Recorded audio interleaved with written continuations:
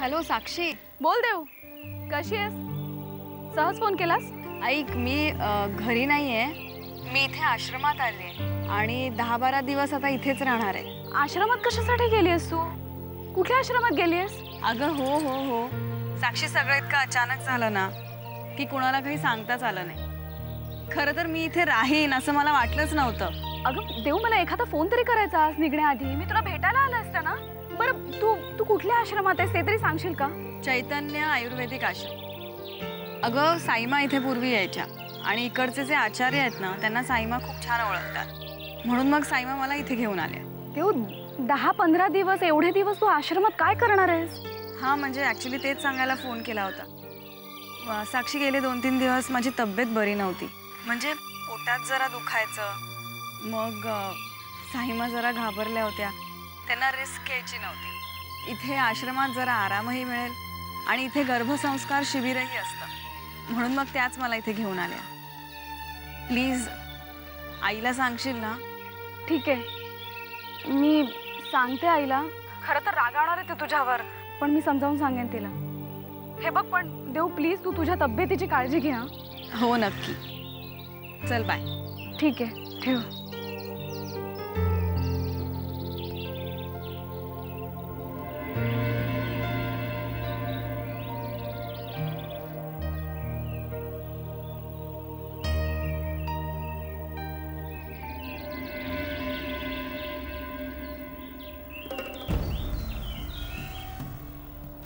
रणवीराचे कामात दिसत आहे.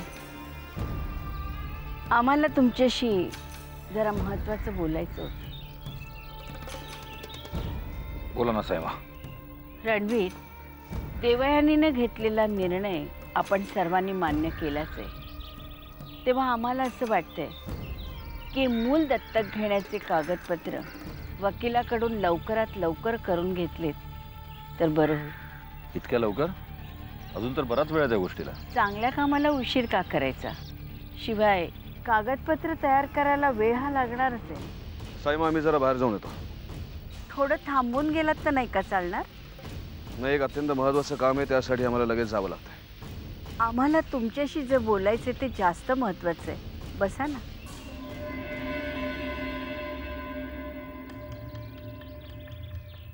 बोला. आदित्यराजे, आम्ही रणवीर राजेंना सांगत होतो की देवयानीचं मूल दत्तक घेण्याच्या कागदपत्रांची पूर्तता लवकरात लवकर करायला हवी. म्हणजे कागदपत्र तयार झाले ना की ज्यावेळी तुम्ही आश्रमात जाल त्यावेळी तिची सही घेऊ शकाल. एवढी घाई कशासाठी साहेब? आमच्या शब्दावर विश्वास आहे का तुमचा? आणि शब्द फिरवण्याची सवय आम्हाला नाही. आमचा शब्द आम्ही पाळतो, त्यासाठी कुठल्या कागदपत्रांची गरज नाही. उगाच आमच्यावर चिडू नका. हा विचार आमचा नाही, साईमांचा आहे. आदित्यराजे, आम्हीच रणवीर राजेंना याबद्दल सांगितलं. उगाच गैरसमज करून घेऊ नका. पण तुमची काही हरकत आहे का? तुम्हाला जे योग्य वाटतं ते तुम्ही करा. आमची काही हरकत नाही.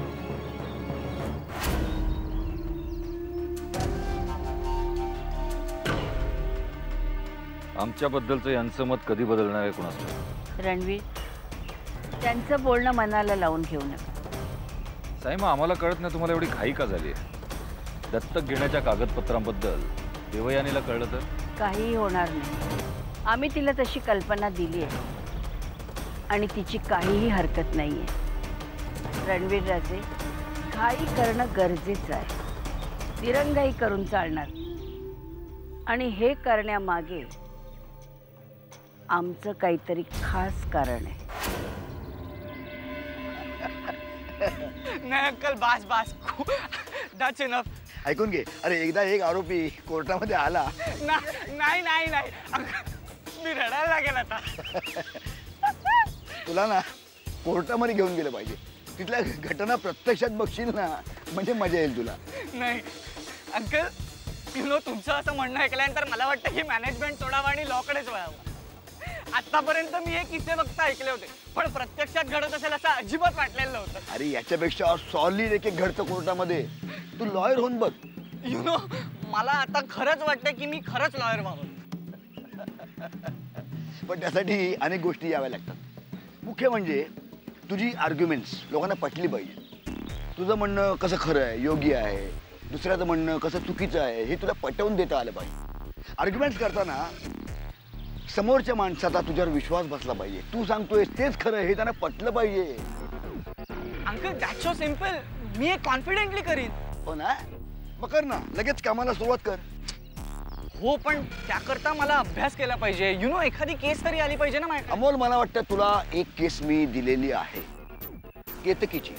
केतकीची केस? हा? पण अजूनही तू ती सॉल्व्ह केलेली नाहीयेस. मी प्रयत्न करतोय, पण मला संधी नाही मिळते. एकदा ना योग्य वेळ बघून मला तिच्याशी बोललं पाहिजे. That's the problem. आपल्याकडे वेळ नाहीये. लवकरात लवकर ती ऑस्ट्रेलियाला गेली पाहिजे, कळलं? पण अंकल, मला नाही वाटत की ती माझं ऐकेल. का नाही ऐकणार? तुझं ती नक्की ऐकेल बाबा. काय तू कसं खरं आहे, तुझं म्हणणं कसं बरोबर आहे, तिचं म्हणणं कसं चुकीचं आहे, हे तिला पटवून देता आलं पाहिजे. तुला असं काहीतरी केलं पाहिजे की तिचा तुझ्यावर विश्वास बसला पाहिजे.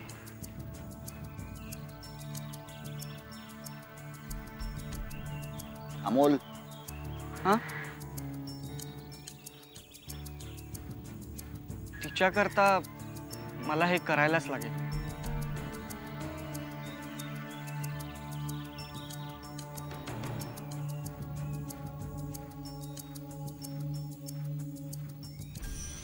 खास कारण आम्ही समजलो नाही.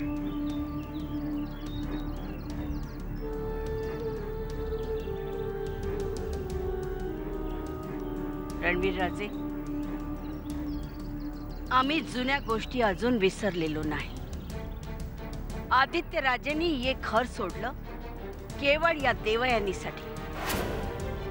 रात्री अपरात्री ते रस्त्यावर झोपले केवळ या मुलीसाठी. यांनी आपल्या प्रतिष्ठेचा, घरादाराचा कसलाही विचार केला नाही, केवळ देवयानीसाठी. आणि हीच देवयानी विक्रमशी लग्न करून या घरातही आली. साईमा, काय बोलताय तुम्ही? तुम्हीच सर्वांसमोर मोठ्या थाटामाटात तिचं स्वागत केलं, तिचा स्वीकार केलात. आणि त्यावर तुम्ही विश्वास ठेवलात रणवीर राजे. आम्ही हे सगळं जाणीवपूर्वक केलं होतं, पूर्ण विचार करून. हो, पण तिने तुमचा जीव वाचवला होता, तुम्ही विसरलात ते? तिने आमचा प्राण वाचून आमच्यावर उपकार केले असं वाटतं तुम्हाला? नाही, आम्हाला नाही वाटत तसं. आणि त्यासाठी मागचं सगळं आम्ही विसरून जाऊ हे आम्हाला कदापि शक्य नाही. तिनं आमच्यापासून आमचा मुलगा हिरावून घेतला, आम्ही तिच्यापासून तिचं मूल हिरावून घेतलं. तिच्या पोटात वाढणारं बाळ राजशिर्क्यांचा वारस आहे, त्याला आम्ही असं सहजासहजी सोडणार नाही. साईमा, तुम्ही चेष्टा तर नाही ना करत? आम्ही तुमच्यात एवढा बदल यापूर्वी कधीच पाहिला नव्हता. तुम्ही आम्हाला ओळखण्यात चुकलात रणवीर राजे. आम्ही जशा आधी होतो तशाच आहोत. थोडे दिवस आम्हाला जरा खोटं वागावं लागलं. पण आम्हाला असं कधीच वाटलं नाही तुमच्या मनात असं काहीतरी असेल. हे तर काहीच नाही. पुढे बघा आम्ही काय काय करतो. आता आणखीन काय करायचं ठरवलं? देवयानीचं मूल कायदेशीररित्या आमच्या हातात आल्यानंतर राजशिर्क्यांच्या महालाचे दरवाजे आम्ही देवयानीसाठी कायमचे बंद करणार आहोत.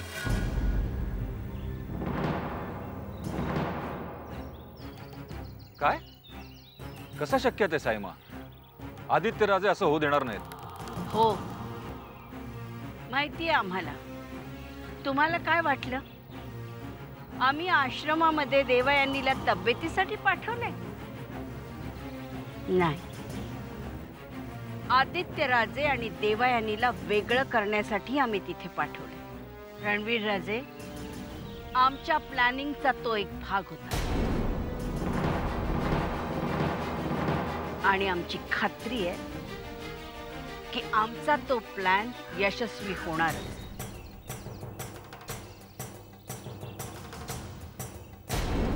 हे किती काय चाललंय? काय करतेस? काय नाही, फिल्मी वर्ल्डचे गॉसिप्स वाचते. काय ग, फिल्म्स मध्ये करिअर करायचा विचार केलास की काय? अमोल प्लीज, काहीतरीच काय बडबडतोय. का का नको? नाही तसंही तू कुठे ठरवलंयस की तुला पुढे जाऊन काय करायचं? सो मस्त ऑप्शन आहे फिल्म्सचा. I am not interested. की अगं ऐक, की सांगितलं ना तुला, आय एम नॉट इंटरेस्टेड. अच्छा, मग कशात इंटरेस्ट आहे? I don't know. Do you know what, Amol? I want to live life on my own terms and conditions. म्हणजे जिथे फक्त माझे डिसिजन्स असतील.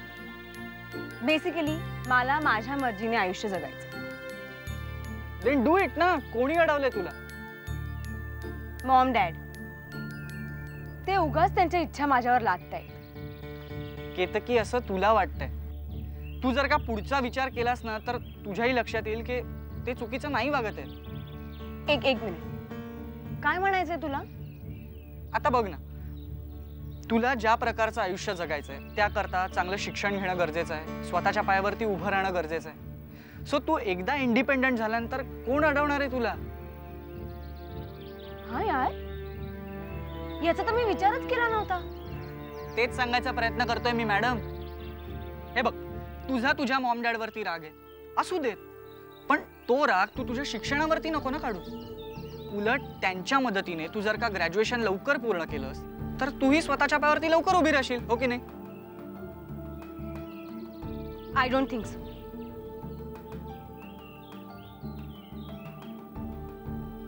काहीही झालं तरी ते दोघं माझ्या आयुष्यात कायम इंटरफिअर करणार. का करतील?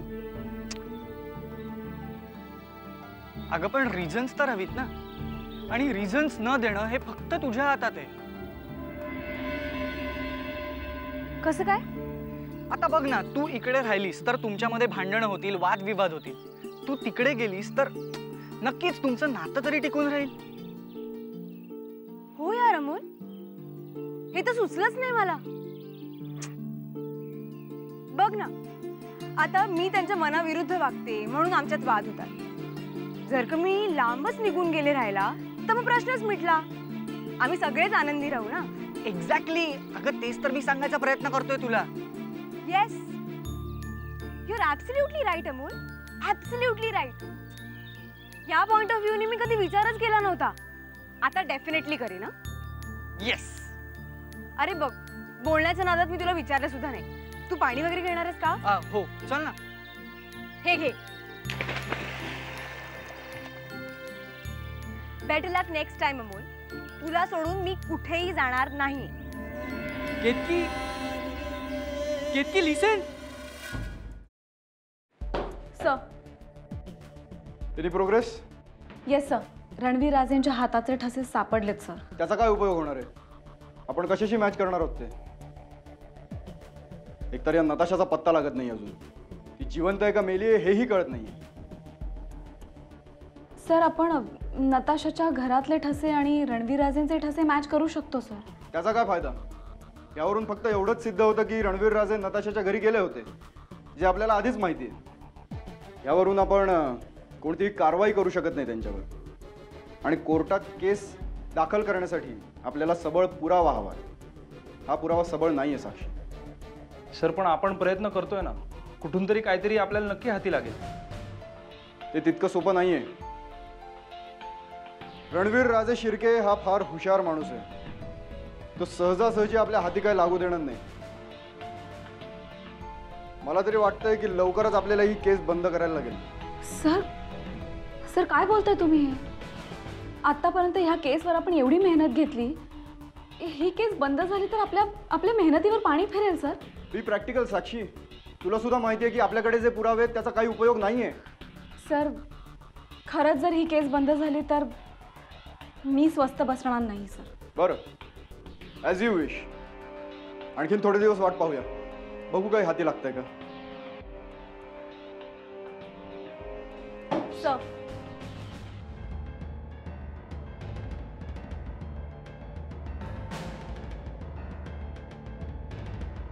आता मराठे सरांनीच आशा सोडली आहे म्हणल्यावर मलाही नाही वाटत की आपल्याला रणवीर राजेंच्या विरोधात काही पुरावे मिळतील म्हणून.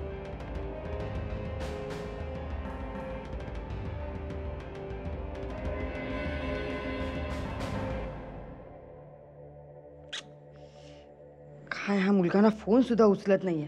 कुठे राहिला देव जाणे. कशाला फोन करतेस? काय उपयोग आहे फोन करून? लॉ शिकायला पाठवलंस ना त्याला. आता झालं का तुझ्या मनासारखं? तुम्ही माझ्यावर कशाला चिडताय? मी सांगितलं का त्याला उशिरा यायला? अरे तुम्ही अजून जागे? अमोल कुठे गेला होतास तू? ही काय वेळ आहे का घरी यायची? आणि फोन का उचलत नव्हतास?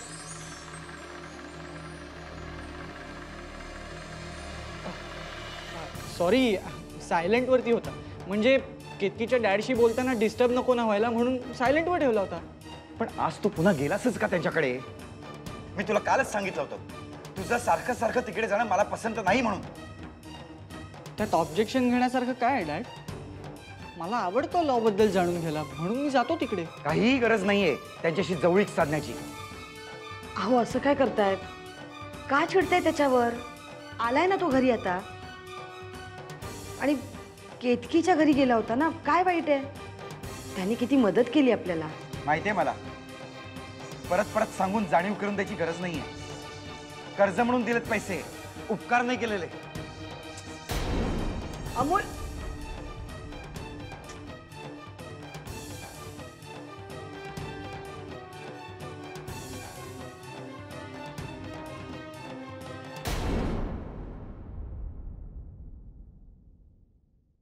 भाईसाहेब तुम्हाला भेटण्यासाठी साक्षी मॅडम आले आहेत.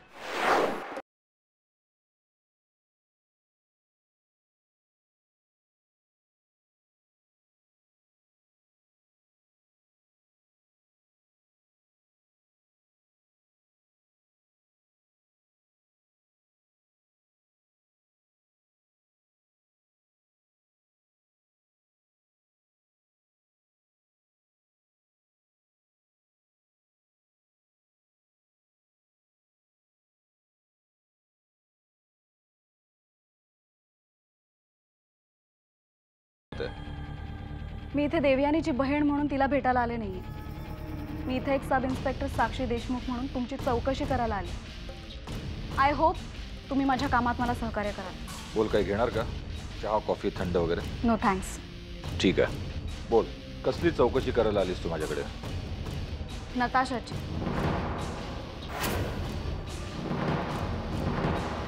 आमच्या इन्व्हेस्टिगेशनवरून अशा काही गोष्टी सापडल्या आहेत ज्यात तुमचा नताशाशी संपर्क असल्याचं निदर्शनास आलंय. नताशा आमच्या कंपनीची CEO होती. वरचेवर कामाच्या संदर्भात आम्हाला तिच्याशी बोलावंच लागायचं. पण आता बऱ्याच दिवसांपासून आमचा तिच्याशी संपर्क नाही आहे. बऱ्याच दिवसापासून पोलीस डिपार्टमेंट सुद्धा तिच्या मागावर आहे. अजूनपर्यंत नताशा कोणालाही सापडलेली नाही, तुम्हाला सोडून. तुम्हा पोलिसांना आरोप करण्याव्यतिरिक्त आणखी काय? साक्षी, आम्हाला नताशा सापडलेली नाहीये. उगाच वेळ पांघरायची गरज नाही रणवीर राजे. ज्या माणसाला तुम्ही नताशाच्या मागावर पाठवलं होतं त्याच माणसाने आम्हाला सांगितलं की त्या दिवशी तुम्ही नताशाच्या घरी गेला होता. हो, गेलो होतो ना. आम्ही नताशाच्या घरी गेलो होतो हे सगळ्यांनाच माहिती आहे. आणि त्यात विशेष काय? तुम्ही नताशाच्या घरी गेला होता हे सगळ्यांनाच माहिती आहे, पण त्या पुढे काय झालं हे जाणून घेण्याची आमची इच्छा आहे. पुढे काय? आम्ही नताशाला भेटायला गेलो पण ती तिथं नव्हती. इथेच आम्हाला डाऊट आहे तुमच्यावर रणवीरज. आमचं इन्व्हेस्टिगेशन आणि साक्षी पुरावे आम्हाला या निर्णयापर्यंत पोहोचवतात की त्या दिवशी नताशा तुम्हाला भेटली, अगदी खात्रीने भेटली. आणि तुमच्या दोघांमध्ये काही संवादही झाला, पण ते नक्की काय झालं हे आम्हाला जाणून घ्यायचं आहे. आणि तुमच्या दोघांमधलं बोलणंच आम्हाला नताशापर्यंत पोहोचवू शकतं. तुला काय वाटतं आम्ही खोटं बोलतोय? तुझा आमच्या बोलण्यावर विश्वास का बसत नाही? आणि आम्हाला खोटं बोलायची गरजच काय? हेच मला विचारायचं की तुम्हाला खोटं बोलायची गरजच काय रणवीर राजे? तुम्ही जर नताशाला भेटलात तर आमच्यापासून लपवण्याची गरजच काय? असं काय घडलं होतं तुमच्यामध्ये की जे आम्हाला तुम्ही काहीच सांगत नाही आहात नताशाबद्दल? साक्षी देशमुख, तुम्ही जाऊ शकता. आम्हाला वाटतं तुमची चौकशी आता पूर्ण झाली आहे. नाही, माझी चौकशी अजून पूर्ण झालेली नाहीये. जोपर्यंत तुम्ही नताशाबद्दल मला पूर्ण माहिती देत नाही तोपर्यंत मी इथून जाणार नाही. आणि प्लीज मला इथून निघण्याचा आग्रह सुद्धा करू नका. साक्षी, आता तुझं जास्ती होत आहे. आम्ही जे सांगतोय तो शब्द न शब्द खरं आहे. आणि तुझा आमच्या बोलण्यावर विश्वास नसेल तर तुला माहिती असेलच ना खरं काय आणि खोटं काय ते. हेच तर मला तुम्हाला सांगायचं आहे. नताशा तिकडे गेली होती तिच्या घरी आणि आम्ही तिच्या मागावर गेलो होतो. पण त्यावेळेला नताशा आम्हाला तिथे भेटलीच नाही. पण आम्हाला तिथे ब्लँक स्टॅम्प पेपर्स मिळाले ज्यावर रणवीर राजे तुमची सही होती.